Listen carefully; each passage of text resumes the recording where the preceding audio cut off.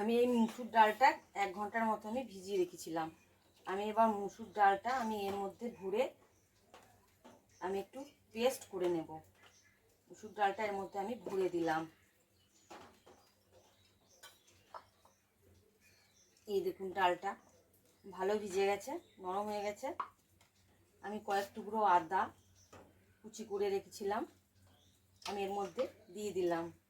আর একটা মাঝারি সাইজের আলু আমি এইভাবে কেটে আমি এর মধ্যে দিয়ে দেব। আমি এর মধ্যে দিয়ে দিলাম। ডালটা যেহেতু ভিজে আছে তাই আমি পরিমাণ মতো হয়ে গেছে, আমি এর মধ্যে পেস্টটা ঢেলে নিলাম। পেস্টটা কিন্তু খুব ভালোভাবে পেস্ট করতে হবে। আমি পেস্টটা নিয়েছি। আমি এবার পেস্টের মধ্যে 1 চামচ দেব কর্নফ্লাওয়ার,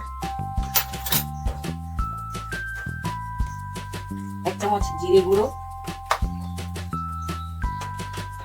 1 চিমটে হলুদ, 1 চামচের মতো কালো জিরে। আপনারা যেমন পরিমাণে ঝাল খাবেন সেরকম দেবেন। আমি এখানে 2 চামচের মতো গোলমরিচ দিয়ে দিলাম, কারণ আমি এখানে শুকনো লঙ্কা বা লঙ্কা গুঁড়ো ব্যবহার করব না।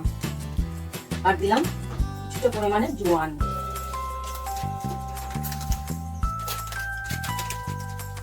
আর এখানে আমি বিট নুন ব্যবহার করব। বিট নুন অবশ্যই পরিমাণ মতো দিতে হবে।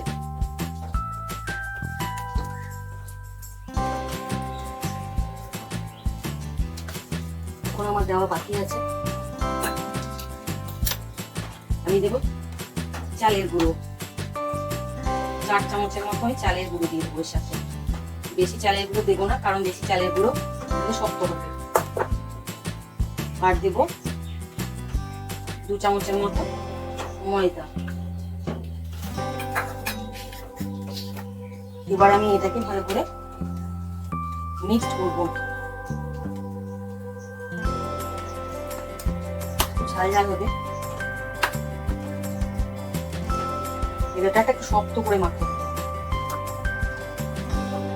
আপনারা যদি পারেন মিক্সিতেও আপনারা আরেকবার ঘুরিয়ে নিতে পারেন, তার কারণ হচ্ছে ভালোভাবে পেস্টটা মিক্সড হয়ে যাবে।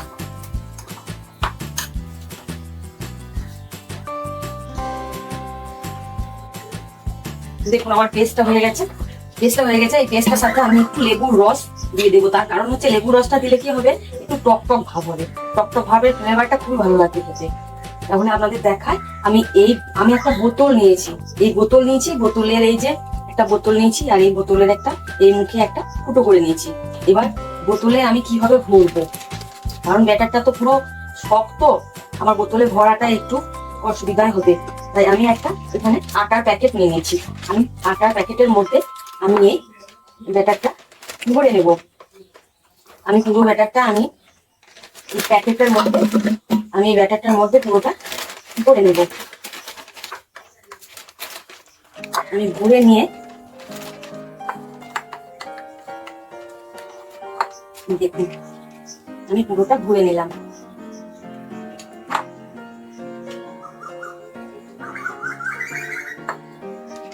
আমি পুরো ব্যাটারটা এর মধ্যে ভরে নিলাম।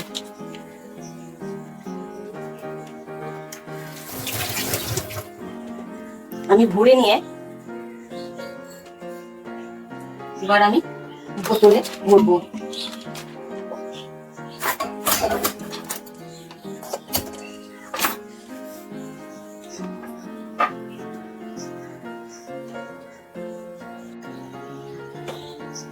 আমি ঠিক এইভাবে দেবো।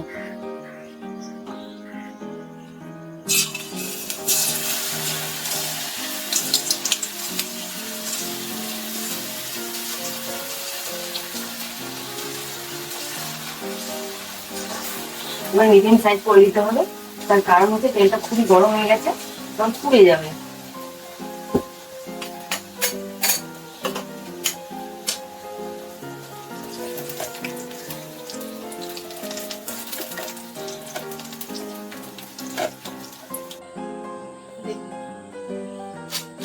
আওয়াজ